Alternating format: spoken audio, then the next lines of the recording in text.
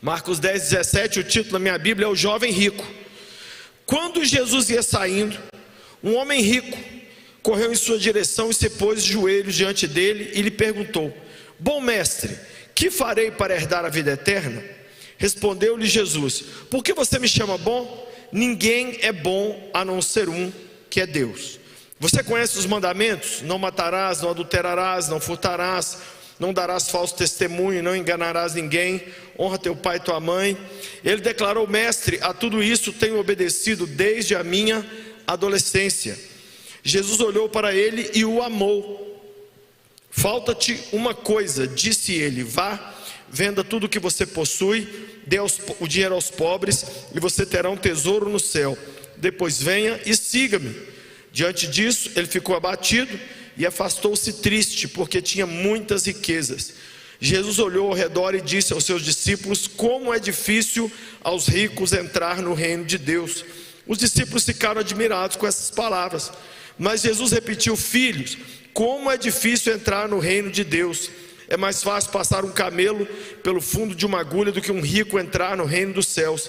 Os discípulos ficaram perplexos e perguntaram uns aos outros: nesse caso, quem pode ser salvo? Jesus olhou para eles e respondeu: para o homem é impossível, mas para Deus não. Todas as coisas são possíveis para Deus. Então Pedro começou a dizer-lhe: nós deixamos tudo para seguir-te. Respondeu Jesus: digo a verdade, ninguém que tenha deixado casa, irmãos, irmãs, mãe, pai, filhos ou campos, por minha causa e do Evangelho, deixará de receber 100 vezes mais já no tempo presente, em casas, irmãos, irmãs, mães, filhos e campos, e com eles perseguição, e na era futura a vida eterna. Contudo, muitos primeiros serão últimos, e muitos últimos serão os primeiros. Eu quero nessa noite falar sobre a CPI de Jesus. CPI de Jesus, essa semana começou no Brasil uma CPI, agora estão chamando de CPMI, né? Comissão Parlamentar de Inquérito. O que significa isso? Os deputados estão reunidos para averiguar, para verificar os acontecimentos do dia 8 de janeiro aqui no Brasil, e eu espero que dê pano para manga. Eu espero que essa CPMI ou essa CPI renda muito e que se descubra a verdade. Qual é o objetivo de uma CPI? Descobrir a verdade, trazer a verdade à tona para curar, para sarar, para melhorar. E nessa noite eu quero falar dessa CPI que Jesus fez com esse jovem. Quero trazer para você uma reflexão sobre esse encontro desse jovem rico com Jesus. Fala comigo, jovem. Fala comigo, rico.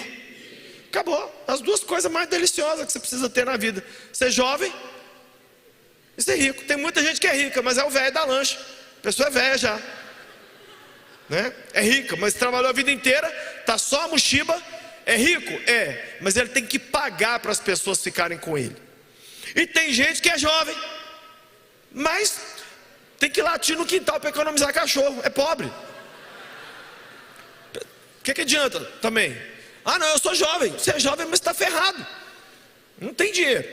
Então o cara era jovem e era rico, e ele queria uma terceira coisa: certeza da sua salvação. Eu acredito na boa intenção desse rapaz, porque o texto diz assim, o texto começa dizendo assim: quando Jesus ia saindo, Jesus não tinha mais nada para fazer naquele lugar, Jesus estava saindo, a Bíblia diz que o cara veio. Então Jesus não ia puxar papo com ninguém, Jesus já tinha encerrado o que ele tinha para fazer ali. E a gente vê então que de repente esse rapaz toma a iniciativa. Segundo, o texto diz que ele se ajoelhou. Gente rica ajoelhar é difícil, tá? Eu conheço um bocado de rico, o rico não ajoelha não. Mas esse rico aqui era um rico que realmente tinha piedade na vida dele. Ele tinha vontade de ser uma pessoa com um bom relacionamento com Deus. E ele se ajoelhou. E o texto diz que ele reconheceu a autoridade de Jesus, porque o chamou de bom mestre. Chamou ele de bom mestre. Ou seja, ele reconheceu que ele estava diante de alguém que poderia dar para ele o título de salvo ou não salvo. Já imaginou a gente ter Jesus aqui hoje fisicamente, sentado aqui no meio dessas duas caixas de som, e no final do culto ele poder atender cada um de nós e falar assim: você está salvo, você não está não. Ei, você tem que melhorar. Ei, você está perdido, hein? Você está achando que está salvo. Ei, você está muito salvo. Ei, você está muito perdido. Ia ser legal, sim ou não? Já aconteceu comigo. Comigo, gente. O filho do Zé Ninguém com a coisa nenhuma. De repente eu estar assim num fim de culto, mas não aconteceu uma, duas vezes não, várias. Ô pastor, ora por mim, eu sou salvo. Fala, como é que eu vou saber? Eu estou tentando saber eu estou tentando cuidar da minha alma. O máximo que eu faço, eu sou o boy, eu entrego o recado e Jesus faz a obra. O Espírito Santo convence, o Espírito de Deus é que sela a pessoa. Eu só entrego a mensagem do Senhor. Então, esse rapaz veio, correu, era rico, se ajoelhou, reconheceu a autoridade de Jesus. E eu tenho certeza que esse cara tinha certeza que Jesus ia falar assim: você é salvo demais, chegado. Você é muito salvo. Você é jovem, agora você é três coisas: jovem, rico e salvo. Que a menina ia levantar assim, que ele ia sair voando, ele ia decolar, não é? Mas mal sabia ele que ao correr e ajoelhar diante do mestre, ele estava se colocando numa CPI. Já viu aqueles filmes de interrogatório, que senta o cara numa cadeira, amarra ele e coloca aquela luz gigante na cara dele e começa assim: onde você estava na noite de 24 de setembro de 1900? Começou um inquérito, começou um interrogatório. Eu quero que você saiba que nessa noite Deus também começou conosco um interrogatório, um inquérito. Ele não quer nos machucar, não quer nos prejudicar, nem nos expor. O que Ele quer é nos mostrar a verdade para nos salvar. Quem quer ser tocado pela verdade? Quem quer ser salvo? Quem quer ser transformado? Eu quero. A palavra de Deus não muda. Esse jovem veio e ele chegou diante de Jesus. E quantos jovens não tem aqui nessa noite? E quantos de nós também não temos pensamentos sobre como estamos no nosso relacionamento com Deus nessa noite? Interessante que essa semana eu fui ao médico. Cheguei no médico, sentei lá, falei: doutor, o que você está sentindo? Eu falei: eu aparentemente não estou sentindo nada não. Eu fui levar uns resultados de exame e o médico me examinou e falou assim: você não tem nada. Falei: top, eu vim aqui para ouvir isso mesmo. É isso que eu queria. Agora, muitas vezes, muitas pessoas vão ao médico, não estão sentindo nada e saem de lá com o pior diagnóstico. Hoje, nessa noite, eu quero convidar você a se ajoelhar diante do mestre e ouvir algumas perguntas dele, para a gente poder sair por essa porta. Se a gente não puder sair rico, se a gente não puder sair jovem, pelo menos sair daqui com a certeza da nossa salvação. Essa é a coisa principal. Em cima dessa certeza você constrói todo o resto. Luci, você vai pregar só para não crente? Eu estou pregando para crente. O verso "eis que estou à porta e bato" foi falado para uma igreja. Eu estou pregando aqui nessa noite para você que é nascido, criado aqui em Lagoinha, para você que está nos assistindo pela Rede Super e diz que é crente desde 1822. Ei, eu estou pregando para você que está aqui, que conhece os textos de cor, que já ouviu pregações em cima desse texto. Eu estou aqui hoje trazendo essa mensagem para poder abrir os seus olhos e os meus olhos, porque quem sabe, diante desse espelho que Jesus vai colocar na nossa frente, nós não vamos enxergar a nossa necessidade. O que faltava a esse jovem? Porque Jesus olhou para ele e disse para ele assim: por que você me chama bom? Primeiro vamos começar a responder aqui. Jesus respondeu pergunta com pergunta: mestre, que farei para herdar a vida eterna? E você, por que você me chama bom? Sabe como é que começa o inquérito de Jesus? O que você pensa sobre quem Deus é? Qual é o seu pensamento sobre Deus?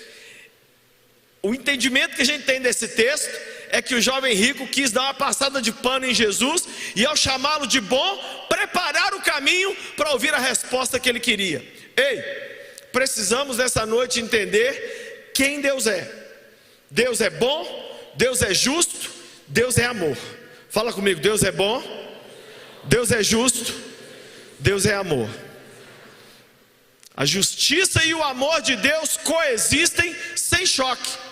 Nós precisamos entender isso, que esse Deus bom, Ele tem perguntas para fazer para mim e para você, sobre quem nós achamos que Ele é, né? Eu gosto de contar a história do Davi, quando ele era criança, e eu sempre falei para ele, para a irmã dele, que Jesus era muito forte, Jesus era um super-herói, batia nos bandidos todos, nos vilões, porque o Jesus que foi pintado aqui no Brasil é um Jesus muito capenga.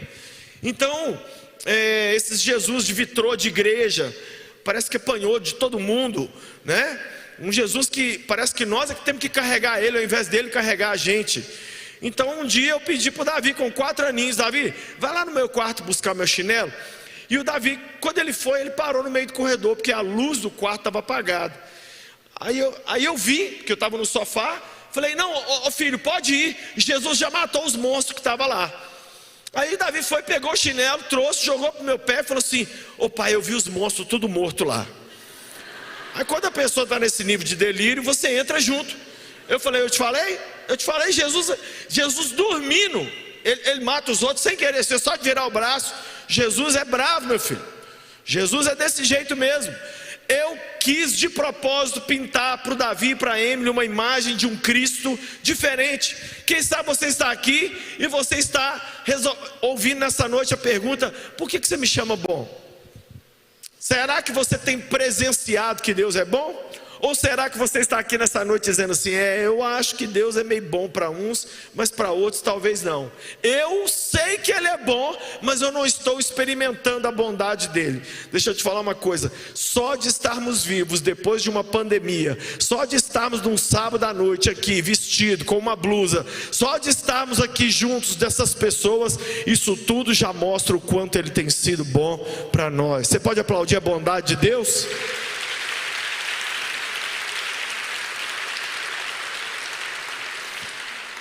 Logo em seguida, Jesus entra com mais pergunta: você obedece os mandamentos? E foi sapecando. Ele pegou a segunda tábua dos mandamentos de Moisés. A primeira tábua são os 4 mandamentos que tem a ver com Deus. Os 4 primeiros mandamentos dos 10 mandamentos têm a ver com Deus: guardar o sábado, não adorar outros deuses, né? Não jurar pelo nome de Deus. Isso tudo aí tem a ver com Deus. Aí Jesus pegou os 6 mandamentos que tem a ver com os homens: não roubar, não adulterar, não coisar. Jesus foi para cima dele e socou aquele monte de mandamento no menino e falou: o que você tem feito com os mandamentos? Interessante que nessa noite Jesus também tem uma pergunta para mim e para você: o que é que você tem feito sobre os mandamentos de Deus? Sabe o que muitos de nós fazemos? Relativizamos. Eu vou obedecer. Depende. Não depende. Nessa noite Deus está dizendo: eu quero fazer um raio-x da sua alma, mas eu preciso que você me responda. Primeiro, quem você pensa que eu sou?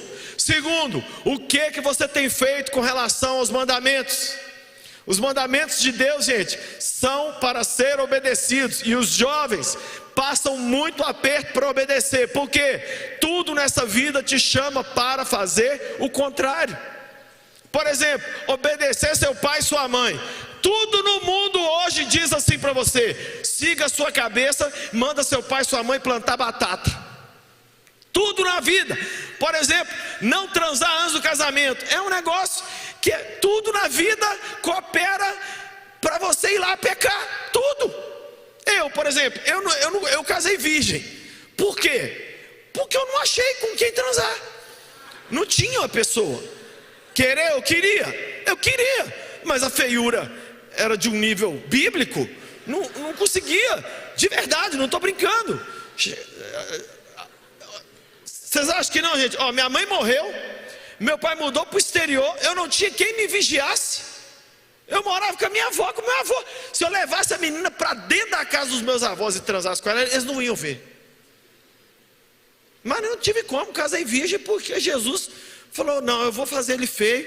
Eu falei isso outro dia para um rapaz muito bonito que eu conheço. Falei com ele assim: toma cuidado, porque você está para ir para o inferno. Ele falou: por quê, pastor? Eu falei: a sua beleza. Ser bonito é complicado, porque a mulherada cai em cima de você e você tá para ir pro inferno porque você é muito gostoso. Para de ficar postando essas fotos sem camisa, para de ficar postando foto de sunga, para de ficar postando foto de bunda. Para, caramba, você vai morrer, você vai pro inferno. Nossa, pastor, mas você fala muito rasgado. Eu falei, mas eu tenho que te falar, alguém tem que te falar. É difícil. A maioria aqui não corre o risco de ir para o inferno, então, né?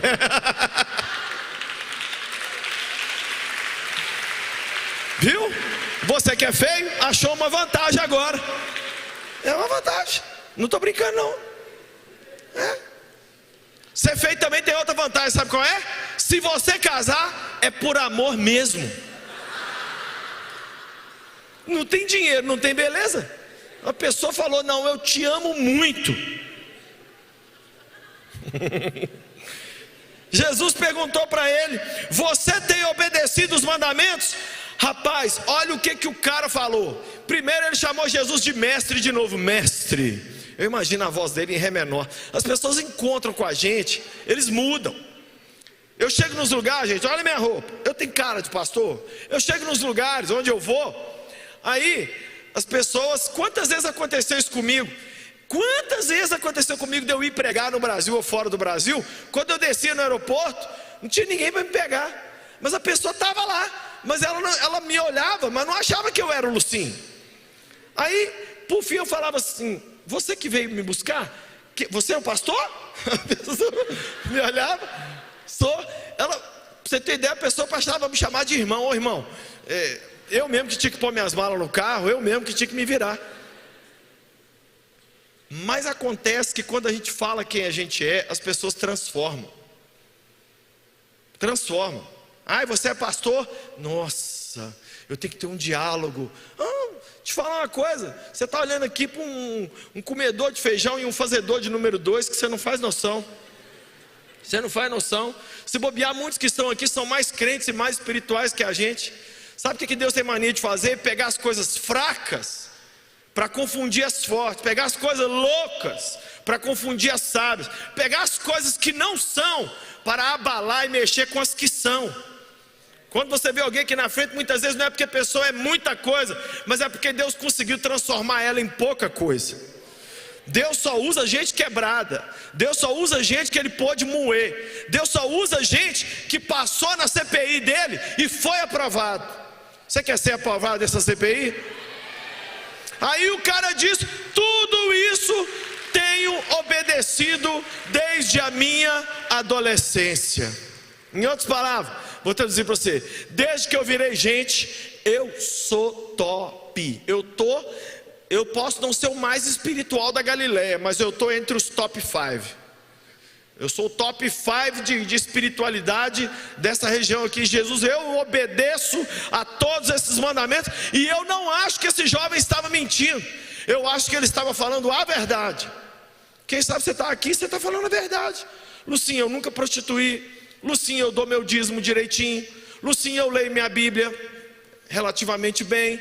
Lucinho, eu sou de igreja. Olha bem, sábado à noite, com uma savassi aqui perto, eu estou aqui dentro da igreja. Entendeu? Eu sou uma pessoa que eu tenho uma noção que eu não posso fazer um mal para o meu próximo. Quem sabe você também tem boas respostas para dar para Jesus, mas isso significa que você já passou no teste dele? Gente, a CPI de Jesus, ela tem duas razões, duas coisas. O texto diz assim, Jesus olhou para ele. Fala comigo assim, Jesus me olha nessa noite. Gente, Jesus nos olha. E o olhar de Jesus, ele revela tudo. Não é um olhar de acusação, mas é um olhar de revelação. O texto diz que Jesus olhou para ele. Não é que, mas será que Jesus não estava olhando antes? Você não está entendendo. É porque Jesus parou naquele momento e fez a leitura espiritual daquele rapaz. Quem sabe você está aqui. Eu me lembro que um dia eu encontrei uma pessoa, e eu encontrava sempre aquela pessoa. Um dia eu encontrei aquela pessoa e eu olhei bem assim para a cara dela e falei, vem cá, por que o brilho foi embora dos seus olhos?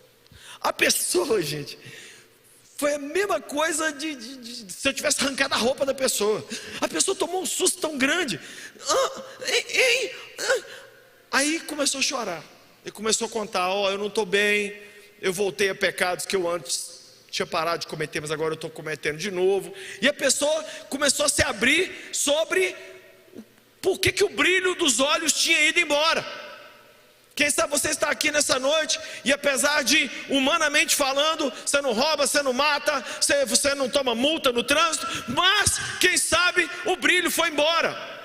Quem sabe você já não é mais, e nessa noite Jesus te olha, e o texto ainda diz mais: ele olhou e o amou. Que lindo isso. Jesus não olhou e falou: babaca, ah, pivete, sem vergonha.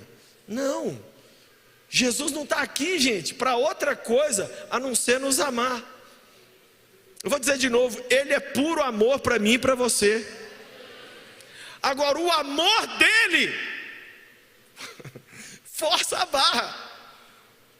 O amor dele não aceita a gente continuar como a gente está. Tem a história da menina.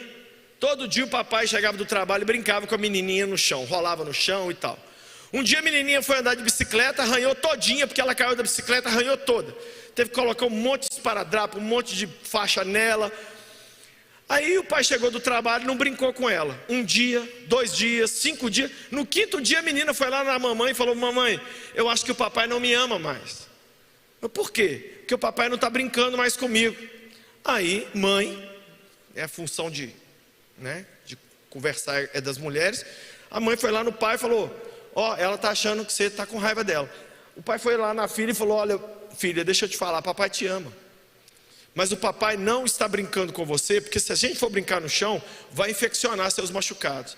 E aí o papai, sabe o que ele fez? Tirou todos aqueles esparadrapos e beijou os machucados dela. Falou: olha, eu amo tanto você que eu amo você até machucada, mas por te amar demais, eu não quero que esses machucados infeccionem. Jesus, quando olha para mim e para você nessa noite, ele faz um raio-x da gente, ele nos ama, e por nos amar demais, ele não quer que a gente piore. Quem aqui aceita esse olhar de amor, esse olhar penetrante, esse olhar de cura de Jesus? Deixa ele falar com você nessa noite, deixa ele te mostrar. Sabe o que já aconteceu comigo várias vezes? Eu pregando, depois de eu descer da pregação, a pessoa falar comigo: pastor, você falava lá e o tempo inteiro o Espírito Santo estava me mostrando outra coisa que você não estava nem citando na pregação. Porque quando a gente cria esse ambiente, quando o Senhor está num lugar, Ele começa a falar com a pessoa aquilo que tem que melhorar, independente da voz do pregador, do louvor ou das orações. Deixa Deus nessa noite falar com você e fazer essa CPI. Jesus olhou para ele, o amou, e o texto diz que Jesus deu a receita. Doutor Jesus fez a receita. Primeira coisa da receita: vá. Primeira coisa é o quê? Vá. Primeira coisa que Jesus diz para mim e para você: eu quero te enviar de outra maneira do que você veio. Você entrou aqui nesse culto de um jeito, vai sair de outro em nome de Jesus. Você já entrou bem, vai sair melhor. Entrou muito bem, vai sair muito melhor. Entrou mal, vai sair animado, vai sair melhorado, vai sair transformado. Entrou sem salvação, vai sair salvo, perdoado e com o nome escrito no livro da vida. Primeira coisa que Jesus quer é te enviar bem. Ele quer te enviar bem. Vá. O cristianismo não é uma filosofia, gente. Não é para a gente ficar sentado meditando. Não. Você quer isso? Eu te recomendo o budismo. Budismo, você senta lá, deixa um fiapo de coisa no cabelo aqui e compre batom e fica nisso. Cristianismo é prática, é vida. É na segunda-feira que se vive o cristianismo, não é no domingo à noite. Primeira coisa que Jesus falou: vá. Segundo, vende tudo que você possui. Ai, gente, Jesus não é brincadeira. Isso é porque Jesus amou o cara. E se ele tivesse odiado? Jesus amou. Nessa hora eu estou vendo um monte de gente balançando a cabeça, tipo assim: Jesus, ele era rico? Tem que vender mesmo. Faz esses ricos pôr a mão no bolso. É porque você está falando que você é pobre. Porque se você tivesse dinheiro, você ia, dar linha quando você visse Jesus. Sabe o que Jesus estava dizendo para ele? Eu vou tocar naquilo que dói em você. Aí, gente, tem tanta coisa aqui dentro aqui que não dá nem para falar. Tem gente aqui hoje, por exemplo, que é muito trabalhadora, mas tem gente preguiçosa. Jesus vira e fala assim: vá, eu quero que você levante cedo e comece a ajudar a sua mãe, da hora que você acorda até a hora que você dorme. Tem outros que não cuidam do próximo. Jesus está dizendo: vá, eu quero que você cuide, ajude, alimente e dê agasalho para o próximo nesse frio. Tem outros que ele está dizendo: vá, eu quero que você melhore sua busca, eu quero que você ore, leia sua Bíblia, coisa que você não tem feito com regularidade há muito tempo. Jesus sempre vai tocar naquilo que mexe com você. Quer ver? Vou dar um exemplo meu. Você pode colocar na minha frente 500 baldes de cerveja, tequila, vodka, bebida que for, não faz uma cosquinha em mim. Nunca fez, nem vai fazer. E não é porque, eu acho mal, eu morro de rir das pessoas que bebem. Parece o xixi de Satanás. Parece que alguém mijou, pegou aquilo, pôs no sol, fermentou. Aí o povo bebe com a boca mais boa. Aquilo já é uma preparação para o inferno. É o que você vai beber quando for para lá. E hoje ainda tem uma raça de crente que aplaude bebida alcoólica. As pessoas, quando se convertem, olha, escuta isso aqui. Quando muita gente que eu conheço famosa que se converte, chega perto de mim e fala assim: pastor, eu estou largando a bebida alcoólica e os meus amigos crentes estão me oferecendo bebida. Para os amigos crentes, eu estou endemoniado, senhor. Para de andar com o povo errado. Jesus nessa noite toca naquilo que toca em mim e em você. Quem sabe é na sua tristeza que não passa. Quem sabe é porque você, aqui é o ponto que não pode tocar em você, casar. Quem sabe esse é o ponto frágil. Quem sabe seu ponto frágil é dinheiro. Você é joia, gente boa, amigo de todo mundo, trabalhador, mas você ganha 1.000, gasta 3.000. Jesus está dizendo: vai. E esse menino aqui, ele falou: vende tudo que você possui. Aí terceiro, dá para os pobres. Sabe o que significa dar para os pobres? Se as minhas mudanças operadas por Deus não mudarem a vida dos que estão ao meu redor, então Deus não fez nada em mim. Se alguém falar assim: Deus me abençoou. Pô, Deus te abençoou? O que mudou na vida do próximo? Nada. Então tem alguma coisa errada. Sabe uma conversa que um pastor teve comigo essa semana? Fui pregar anteontem em São Paulo. Olha a pergunta que o pastor me fez: Lucinho, se o Brasil está todo convertendo, por que não cai a taxa de divórcio? Por que não cai a taxa de suicídio? Por que tem tanto assalto? Por que tem tanto aborto? Por quê? E nós começamos a falar de um determinado estado aqui do Brasil, que é o único estado da federação, que é o único que tem maior número de evangélicos do que de católicos, e lá a coisa está pior do que em qualquer outro lugar. Sabe o que temos percebido hoje? Pessoas que pegaram o nome de Jesus, têm o nome de cristãos, são cristãos nominais, mas não tiveram mudança operada na vida deles. Resultado, o pobre perto dele continua pobre. As pessoas que precisam de visita não tem visita. Dentro de casa ele continua sendo um grosso, um cavalo, uma égua, dando coice em todo mundo. A vasilha continua sem lavar. O vizinho, ele continua brigado com o vizinho. Se o evangelho entrar na minha vida e na sua vida, tem que haver uma mudança na vida daqueles que estão ao nosso redor. Quem entende o que eu estou pregando aqui? Jesus mandou dar para os pobres. Só que o cara não tinha pouco dinheiro não, era Bitcoin. Aí Jesus diz: e você terá um tesouro no céu. Sabe o que Jesus estava dizendo? Vou traduzir para você. Você só está bem financeiramente, mais nada, cara. Você só tem grana, mais nada. Tesouro mesmo, onde você tem que ter, você não tem. Quem sabe você está aqui embaixo hoje e o que você está querendo não é bem o que Jesus está querendo te dar. Jesus está querendo dar para a gente tesouro no céu. Quem quer tesouro no céu? Gente, essa vida aqui é 70, 80, os muito fortes chegam, o pai da Pátria chegou a 94 anos de idade, no mais acaba, mas nós vamos juntar tesouro no céu. Nós temos que juntar tesouro no céu, porque é lá que nós vamos passar toda a eternidade. Por isso uma CPI de Jesus não visa somente a melhora da nossa vida aqui agora, mas visa a gente ser pessoas que estão juntando tesouro no céu. Quem que realmente acredita que tem um céu e que tem uma recompensa para quem? Se isso é verdade, nós temos que começar. Gente, toda vez que eu viajo, principalmente para o exterior, sabe o que eu faço? Eu, Mazapati, eu vou pregar nos Estados Unidos, sem ser esse mês que vem agora, no outro, em julho. Sabe o que eu faço? Eu tenho que arrumar dólar. Eu tenho que começar a separar a provisão para a minha viagem antes da viagem. Se você está indo morar no céu, será que tem algum galardão te esperando lá? Jesus estava dizendo para ele: ei, o seu Deus infelizmente é o dinheiro. Você não está bem com Deus, você está bem com o seu Deus, que é o Mamon. Mas você está precisando juntar tesouro no céu. Eu quero juntar tesouro no céu. Quem mais quer aqui também? Eu não quero ser esse, gente. A pessoa falou comigo uma vez: pastor, eu quero só entrar no céu assim, a porta fechando, eu quero entrar de banda, sabe? Tipo, eu entrando no céu já está bom. Para mim não está bom. Se eu tenho direito a mais, eu quero mais. Se eu posso juntar tesouro, essa é a única coisa que a terra tem que o céu não tem. A única coisa que a terra é melhor do que o céu, você sabe qual é? É que lá no céu você não pode ganhar ninguém para Cristo, você não pode orar por um depressivo, você não pode ajudar um casamento que está acabando, você não pode levar um prato de comida para alguém com fome. Mas aqui na terra, eu e você podemos fazer diferença na vida das pessoas, e Deus está chamando eu e você para fazer diferença na vida daqueles que estão ao nosso redor, a começar da nossa própria família.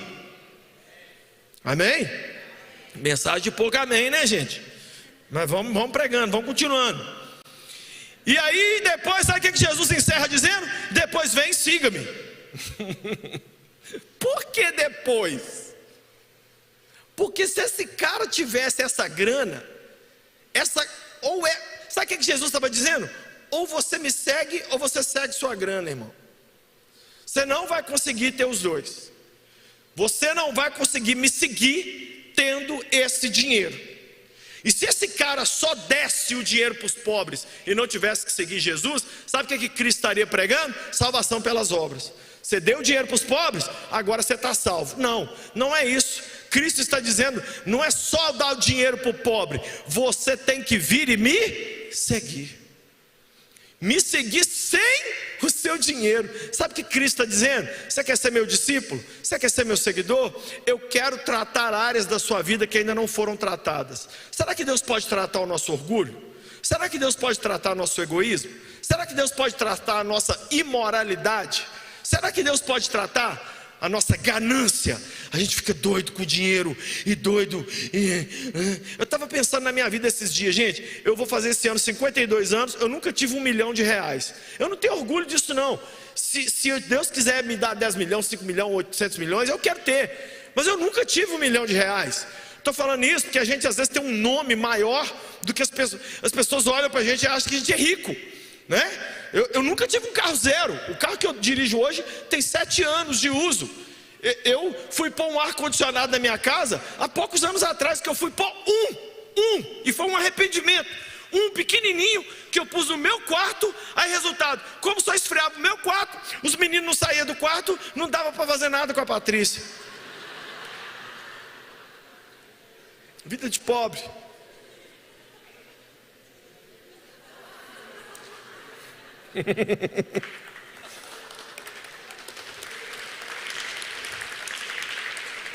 Ei,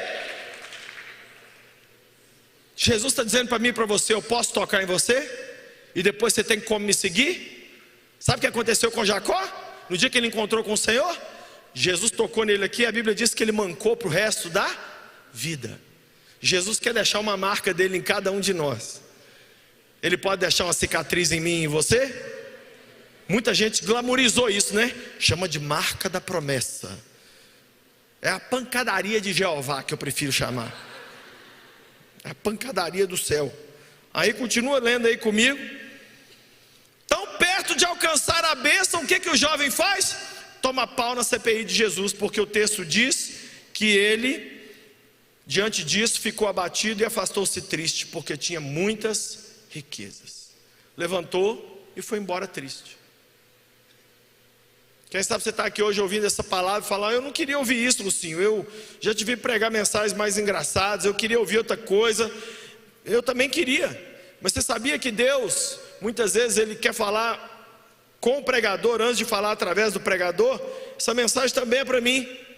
E o texto diz aqui no verso 24 e 26 que esse jovem não perdeu simplesmente galardão, não, ele perdeu a chance de ser salvo, porque Jesus falou: como é difícil um rico entrar no reino dos céus. Aí sabe o que aconteceu de engraçado? Os discípulos ficaram perplexos. Deixa eu explicar para vocês por quê. Porque na época de Jesus havia um entendimento geral da sociedade que as pessoas que eram ricas já tinham o favor de Deus mais do que as outras. Então todo mundo que era rico já era automaticamente considerado salvo. No mundo de hoje não é assim. A gente consegue ver um Elon Musk da vida, entender que ele é o cara mais rico do mundo e entender que se ele não tiver Jesus ele vai para o inferno, igual o pobre sem dinheiro e sem Cristo. Mas na época de Jesus não, quem era rico já era visto como salvo automaticamente. Quando Jesus veio e quebrou essa ideia, a Bíblia diz aqui no verso de número 26, os discípulos ficaram perplexos e perguntavam uns aos outros: nesse caso, quem pode ser salvo? Se a pessoa jovem, rica, guarda os mandamentos, vai para o inferno, e nós estamos todos ferrados. Esse foi o pensamento. E os discípulos não estavam errados, não. Eles entraram Jesus colocou a teologia deles em xeque-mate. Ei, Deus nessa noite está querendo mexer com você, sacudir eu e você e falar assim: ei, eu quero que você repense sua vida, quero que você repense seus caminhos, eu quero que você seja transformado. Gente, tem duas formas da gente mudar na vida: pelo amor ou pela dor. Jesus está querendo nessa noite que a gente seja transformado pelo amor, por ouvir a palavra de Deus. Vocês estão olhando para um cara, gente, que teve várias situações na minha vida, que sabe como é que Jesus teve que tratar? Na pancada, porque eu não quis ouvir. Não quis ouvir, não, eu já estou bem, não preciso de ouvir fulano, não preciso de ouvir ciclano. Fui lá e pá, quebrei a cara. A Bíblia diz que o rapaz afastou-se triste. Aí Pedro bugou. Pedro falou assim: Senhor, e nós que largamos tudo? Que Pedro preocupou. Pedro falou: poxa, esse cara aí, não tem como. Esses caras estavam indo para o inferno e nós. Jesus disse para ele assim: vocês receberão muito mais em campos, em filhos, em mulheres, porque vocês estão me seguindo. Vocês receberão muito mais em recompensa nessa vida, porque vocês estão suportando a minha CPI, vocês estão suportando o processo. Ei, suporte o processo, aguente a caminhada. Deus trata com a gente muitas vezes no tempo. Quem sabe você está sentado aqui hoje, você é um jovem que não tem nada, não é nada, ninguém sabe que você existe. Você não tem dinheiro, você não tem namorada, você não tem perspectiva, você não está conseguindo estudar. Tudo que você tenta dar errado, você tenta tirar a carteira, perde. Você tenta tirar, você tenta pegar Covid, você não consegue. Quem sabe você está aqui assim. E Jesus está dizendo, sabe o que? Eu te olho, eu te amo, e eu quero fazer algo na sua vida, eu quero mudar você. Alguém aqui aceita Ele tocar em você e transformar você? Quem sabe nós temos que mudar nossa motivação para ter dinheiro. Quem sabe nós temos que largar a murmuração. Quem sabe nós temos que parar de ser impacientes com as pessoas da nossa casa. Quem sabe nós temos que largar as idolatrias de lado. Quem sabe nós temos que abrir mão do celular um pouco mais. Quem sabe nós estamos nos prostrando diante dos problemas e das lutas da vida. Quem sabe nos falta domínio próprio. A gente vê um prato de comida, come igual um louco. A gente vê cenas na TV que não devia ver. A gente vai dormir, dorme 700 horas. Quem sabe nós não somos assim. Quem sabe a gente não consegue tomar decisões, deixa para lá o que é importante e decide aquilo que é o fútil. Nós podemos ter nessa noite 1000 faltas, só nós não podemos fazer uma coisa: afastar a triste de Jesus. Sabe qual é o convite dele nessa noite? Filhos, eu fiz uma CPI com vocês, eu interroguei vocês, Eu coloquei vocês debaixo do meu holofote. Eu amei você. E nessa noite eu quero mudar a sua história. Mas não se afaste triste. Sabe o que esse jovem tinha que ter feito? Senhor, eu estou com um problema, me ajuda.